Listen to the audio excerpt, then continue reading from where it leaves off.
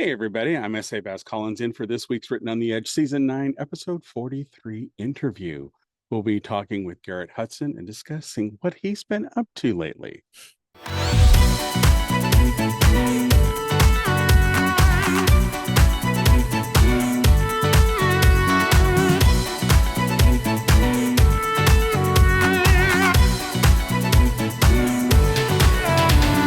So let's get to know our guest.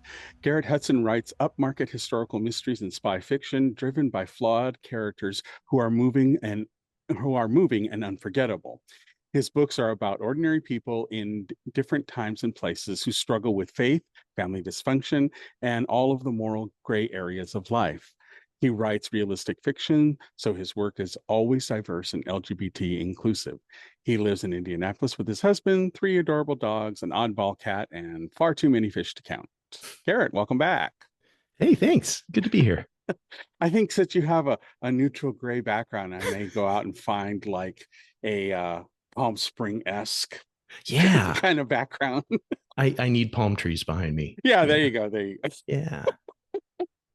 We'll allow it in Palm Springs. My husband and I aren't too much of a fan of palm trees anywhere else, but Palm Springs, it's an okay thing. Well, it Um, is adequately named. They are yeah, no, it everywhere is. here. It is. Have how, for people who aren't aware of why we're talking about Palm Springs, Garrett and his husband are currently vacationing when we're recording this here, so that's why Yeah. that subject matter came up.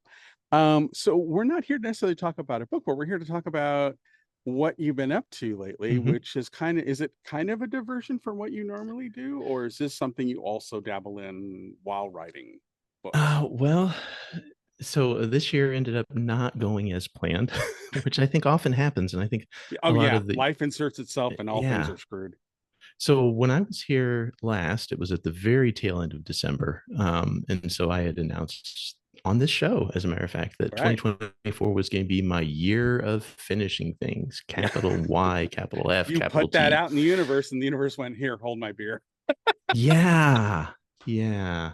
So shame on me making plans, right? Mm. See, I don't plan my books over much when I'm writing. I'm really much more of a discovery writer. So trying to plan my year, it didn't really go so great. So anyway, a little bit of background in case anybody doesn't remember, which because why would they? Um, my year of finishing things was because I had four half-finished manuscripts that were all good. Like everybody's got those manuscripts that you're never ever coming back to again, and I've got those as well. But I had four that were good enough. I wanted to finish them sometime, so I just decided 2024 is going to be that year. I'm going to finish all four of them. It's four half manuscripts. That's like two full, right? It's Oh. doable. Yeah, it didn't work. So basically the first part of the year I didn't realize it at the time, but I basically ended up in burnout. It didn't feel like classical burnout, like I wasn't unhappy with writing. I just didn't feel like doing any writing, and every time I did do some writing it was like pulling teeth. And the story I was working on just didn't want to come. So it was just, I did very little of it the first several months of the year. And, I typically have lower writing energy in the winter, but this was worse than usual. And it didn't bounce back in March either. Mm. But then at the end of March, I went to the Saints and Sinners Festival down in New Orleans, which is an LGBTQ literary festival. And it was awesome, very welcoming group of people. Of course, it's very empowering being with all these queer writers and Right, publishers and right. everything like that. And I came back energized, just like I expected I would. And that lasted 2 days. Yeah. And then I got probably the nastiest case of imposter syndrome I have ever had. Like it smacked me upside the head like an iron skillet. And I felt like I'd been around all these fantastic writers, some of them even legendary, like Felice Picano and Oh Andrew wow. Okay. Holleran and people like that. Right. And so there was just this feeling of like, who the fuck am I? It's like, why do I think I can do this? And we all have imposter syndrome. Every, not just creative people, like every profession has this. But you start to think, my books aren't that great. Why would anybody want to read my stuff? And usually you can bounce back from that in a day. It hit me real hard this time, and it lasted for probably a good week. So here we are, the first quarter of the year gone, nothing finished, even much progress at all. And then we'll just put this out there because why not? My husband and I started seeing somebody, and that was not on our bingo card. Right, right. You're like, No, never ever saw that coming at all. It ended up being an absolutely wonderful thing. And he's here in Palm Springs with us as well. oh, cool. Yeah, we now call him our partner and all that. It ended up being a wonderful thing. But as new relationships go, they kind of take all of your time and energy for a little Mhm. while. And so I was happily not writing because we were happily spending all of our time with Adam, and all my emotional energy was going to that too. So it wasn't until July really that I got back into writing again. um, and this is so weird for me because writing has always been so much a central part of who I am as a person, and there for 6 months I really wasn't doing it very much. Turns out, best thing that could have happened for my writing, honestly, to take a big long break like that. But by the time I did get back into a story in July, I had completely different perspectives, like totally different. And I couldn't have done that before. If I just tried to muddle through or push through, it just wouldn't have worked as well. Mm, Again, discovery writer, I kind of have to feel my way through a story. And so it just worked out better that way. Yeah. So that's my okay. 2024. All right. So what I see here, we have on our little list of topics. You're doing your first Kickstarter for an action adventure romance novel. Yeah. So what's that all about? Okay. So I had an author friend who recently did a Kickstarter and had a really good result from it. And I've kind of chatted with her a little bit and thought that this could be something for, kind of funding a book in advance, especially since I've kind of started transitioning to writing standalone novels. I have 3 series. And of course, I'm not smart enough to just write in one series. Right, of course. Yeah, No, I have to keep jumping around to different series and stuff like that. But lately, I've been writing a lot of standalone novels that don't really have sequence or series potential, as they say. And so this particular one is set in 17th century Jamaica and the Buccaneer culture. And it's just going to be a standalone novel. And I thought Kickstarter would be a great place to go and get that out there because, it's kind of niche with, the gay element and everything. And yeah, so I thought Kickstarter would be great for that. excellent. So can you talk a little bit about what the project is, Yeah. to entice people? Yeah, absolutely. So the novel is titled Friends, Mates, and Scoundrels, which I think is kind of a fun title. And it centers around a former street hustler named Billy Clark from Bristol in England in 1665, who has to leave Bristol in a hurry for reasons I won't entirely disclose, although it involves 2 dead bodies. Okay, well, Yeah, mystery writer. I had to at least right, put some bodies in as there, is wont to happen, Yeah. This is not a mystery, by the way, but still 2 people ended up dead. So they had to get out in a hurry. He and his best friend, Katie Turner, who was a resourceful kind of barmaid person, very independent and sassy, maybe slightly based on a person I know in real life, but just just slightly. And so they go to Jamaica. And on the way, they meet this Quaker boy who's going there because there was, ironically, a Quaker community in the middle of all these buccaneers in 17th century Port Royal, Jamaica. So you got the pacifist Quakers, and then you got these buccaneers going out and killing and murdering and stealing right. and all that kind of stuff. It was really fascinating. So the Quaker boy, Tom Cooper, let's just say that Billy and Katie both want him. So Billy wants Tom, Katie wants Tom. Tom doesn't want anybody. He just wants to be a good Quaker. And then, meanwhile, there's this other Buccaneer, Joe Vickers, who wants Billy. Billy doesn't want Joe. So there's love triangles on top of love triangles. And meanwhile, there's lots of Spanish gold and lots of rum drinking. And it's kind of a fun setting. Slightly queer, even more queer. I was going to say queered out version of Pirates, but Johnny just played Jack Sparrow. It's okay. It's Yeah. They didn't say so, but they didn't say so, yeah. but Jesus. Mm-hmm. Yeah. So I do have this fun character who has actually kind of become this really runaway, not really star, but co-star called Tortuga Jack. He happens to be 53 years old. I mean, I happen to be 53 years old. So you know what? he's 53, retired. He made his fortune stealing Spanish gold, and now he's retired, and he just, lives the gentleman life with his younger boyfriend, and he dresses in fancy clothes and has very fine manners, and he's French, by the way, and all Oh, that. uh-huh. Not exactly a Jack Sparrow type, but kind of imagine maybe kind of like Captain Hook, but with both hands and gayer. you know, Yeah, it, the is really important. yes, very well dressed, impeccably polite, but if you piss him off, he'll cut your tongue out. Yeah, yeah. Well, Mhm. like all drag queens. Yes. Hey, that reminds me of a story a drag queen once told me. She said that she got her like instruction when she was coming up as a drag queen, and um, she told her that one of the tricks of the trade, because they're often attacked or whatever, is they would take their long fingernails because they would have Mhm. their nails done, but they would take a razor blade and cut at an angle along the sides of the fingernails so that if they got into a fight, they could use them like serrated knives. I'm like, girl, Yeah. that's some deep shit. Diabolical. Hey, but you do what you got to do to You survive. do. Yeah. It was a rough and tumble world. Yeah. So what is the way for them to get to your Kickstarter? I'm assuming kickstarter.com, but is there like a handle or Yeah. So it's I think it is slash GB Hutson. I think I have to verify that, but I'll make sure you have a link right? And then we'll to put display in it the there. show notes. Okay, yeah, And I'm perfect. also going to put a link right on the homepage of my own website, which is www.garretthutson.com. And Garrett has two R's, two T's, and Hutson is Hutson. So I'll put a link right there on that homepage too. Perfect. Yeah, we'll Yeah. definitely do that.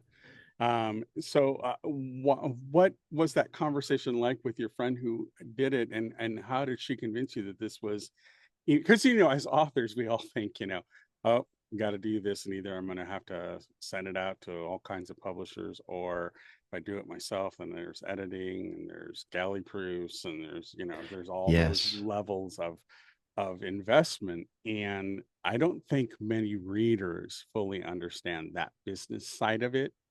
And so I can understand why you would Mm-hmm. do a Kickstarter for something like this. But how did you happen upon it, and how did that conversation go where she said, "Oh yeah, no, this went totally well, and you'd be surprised how many people, will be interested in a product like that." And then what's the what did she do, and what are you, or have you thought about? Because I know for like Kickstarters at certain levels you give certain things. So Yes. how does that work for you, and how did that come about? Well, I had heard about Kickstarter first on podcasts. I can't remember who I may have heard it from first, maybe on the Creative Pen, perhaps. But I had heard about it and had thought, that maybe someday. But then when Laura was my writer friend who did it, she was launching a brand new series. She had a very popular series, but she wanted to launch a new one entirely, and not entirely certain if fans are going to jump from one series to another. So she did Kickstarter as a way of making sure that she had the cover all paid for and the editing and all that stuff before she put it out, which I thought was a great idea because, like you said, people don't always know that, especially when we're independent, we have to pay the cover designer ourselves. We have to pay the editor ourselves. All this is out of pocket expenses Yep. long before we Yep. ever produce the book.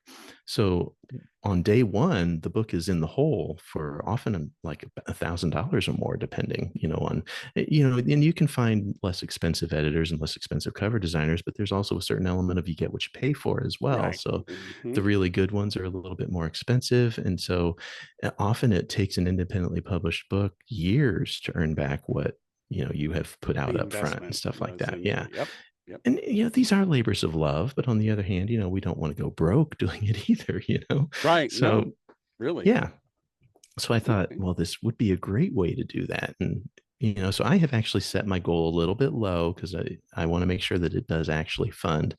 Because the way Kickstarter works too, you make a pledge towards a project, but the project has a certain funding goal. And if it doesn't reach that goal, you don't get charged. Right. It just doesn't get funded. It's over.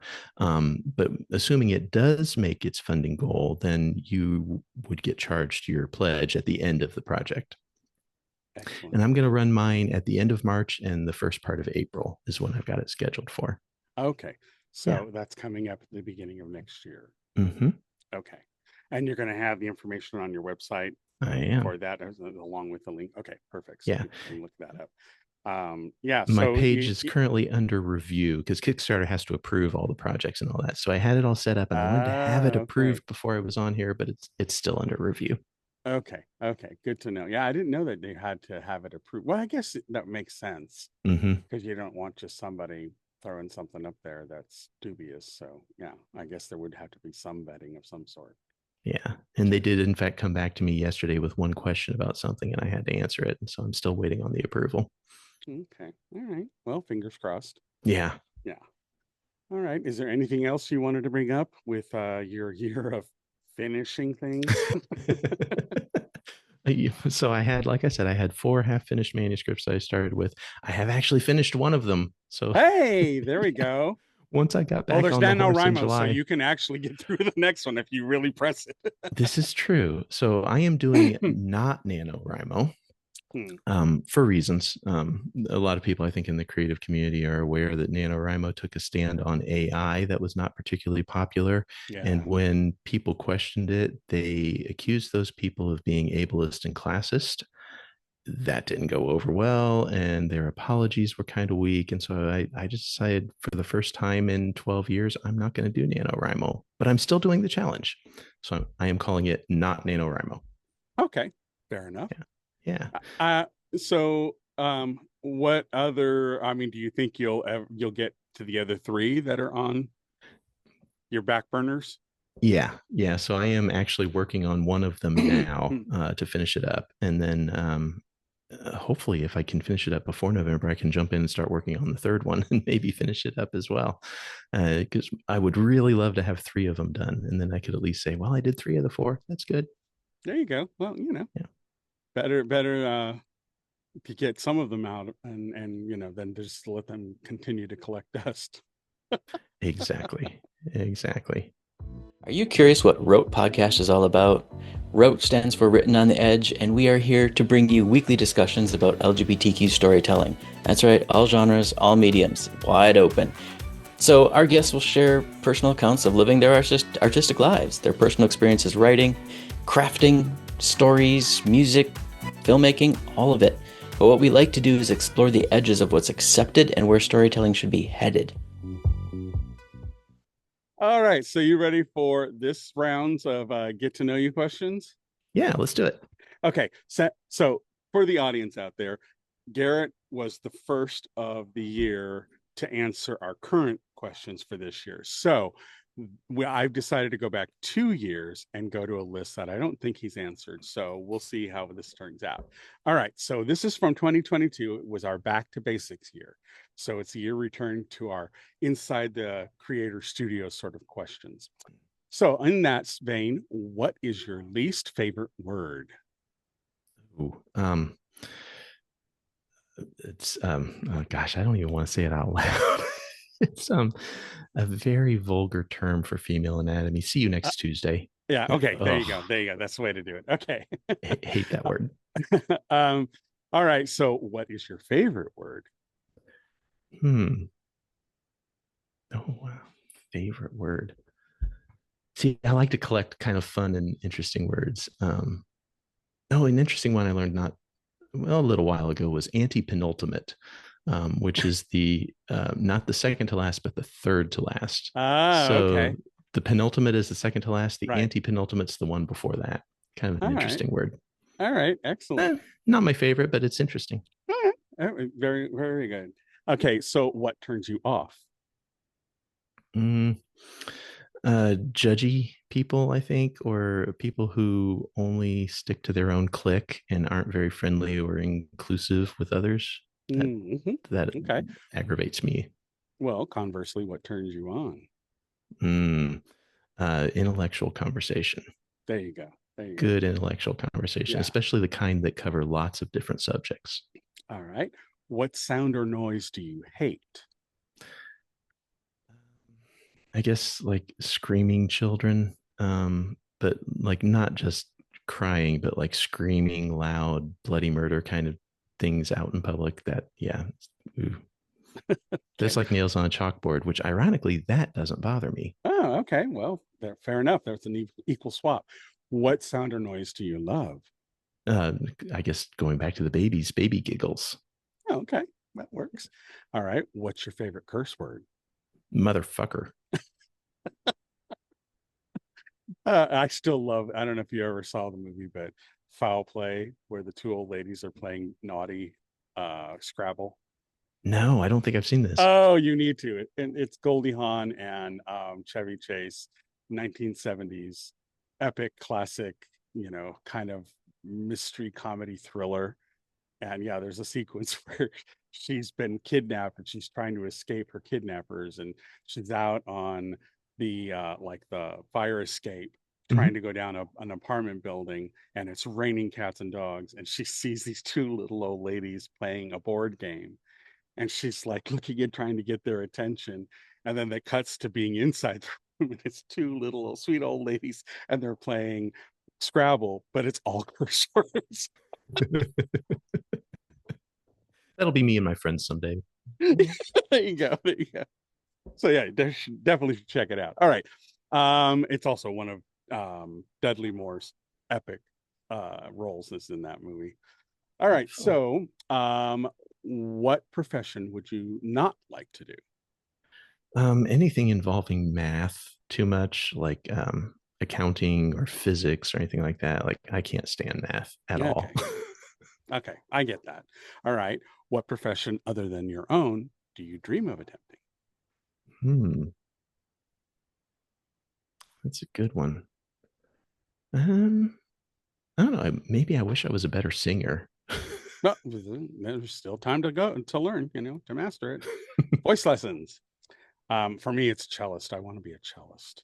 Ooh, that would be a good one. Cellist. Yeah, I like the cello. Yeah.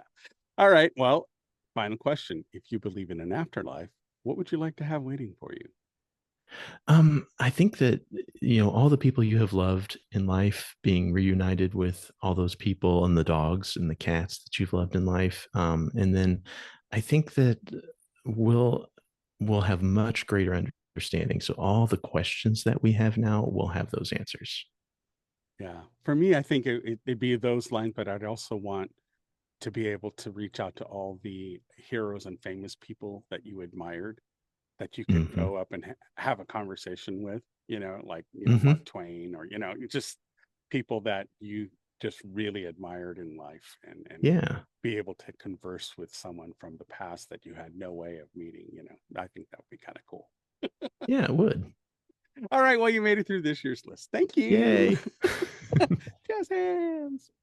All right. So what's going on? What's up next for you? What are you working on currently, aside from your project that's coming up? Is there anything else you've got on the docket? And where's the best place for people to keep up with you? Yeah. So I am finishing up a 5th novel in my Death in Shanghai series, which may end up being the last book in that series. I'm not 100% sure yet, but it's tentatively called Murder Among Friends.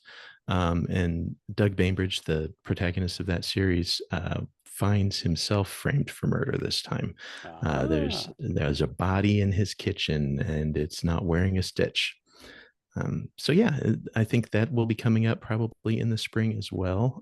That's one of the things I'm working on finishing for Not NaNoWriMo in November. And I also have a couple of standalones that, like I said, I've been working on as well. So Friends, Mates, and Scoundrels, that Kickstarter is going to be coming up in the spring. And then I also have one that is set in 16th century France. And it involves a kind of like a Dan Brown type religious relic, but historically realistic. Okay, so kind of more like In the Name of the Rose. Yeah, a little bit more like that, but not quite that same tone. But yeah, it's been tentatively called Secrets of the Languedoc, which is the region in the south of France where I lived when I was in college for a while. I love that part of France, and it centers around so like the Knights Templar were active there, but also the Cathars, a heresy in the Middle Ages, were active there. So this takes place a few centuries later during the Renaissance, and Jean-Marc is the name of the protagonist in that book. His family has been keeping a secret, and this is in the middle of the religious wars between the Catholics and the Protestants. Not French. Well, He's a interestingly Romani enough, from the eastern part of Europe. that part of France had a distinct identity, and they didn't always think of themselves as French until Oh, well, there you much more go. modern centuries. So there's a little bit of a dichotomy there as well. Oh, there But you go. yes, there is a religious secret that his family has been keeping that involves like John the Baptist, the real historical John the Baptist, as opposed to what we've been told about him. Right. Yeah. All So that's right. where I get into that kind of Dan Brown element again, but much more realistic than Da Vinci Code.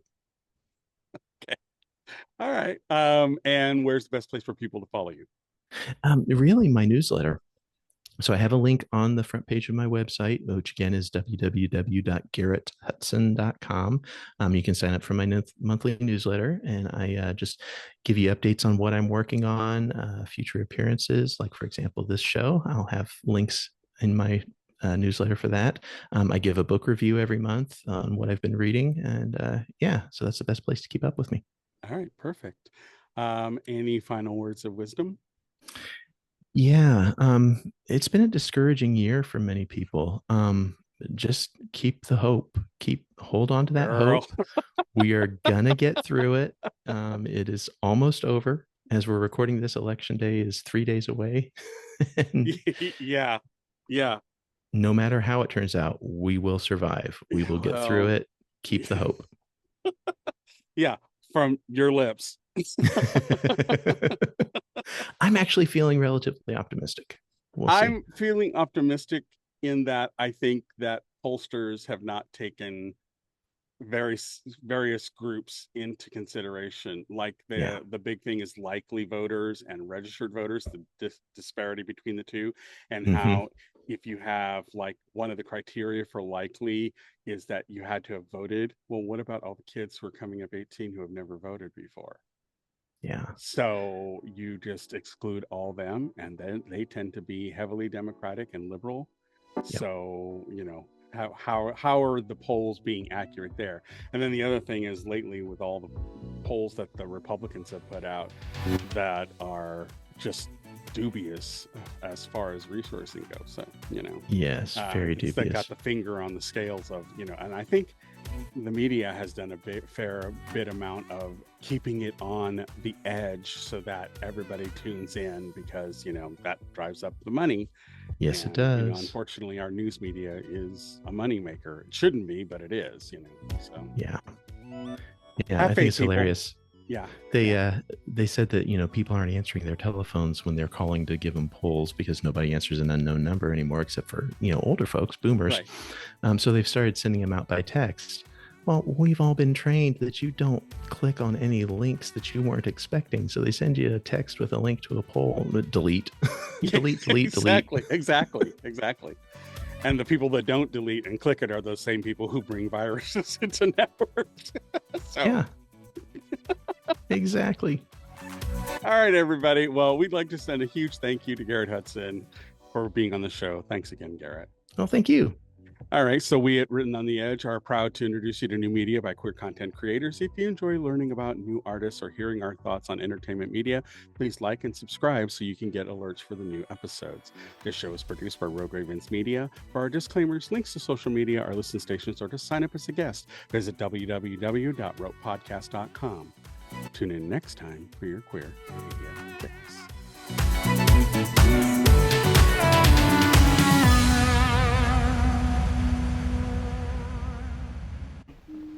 Oh, what's that? Closing time. The bums rush in melody, dear.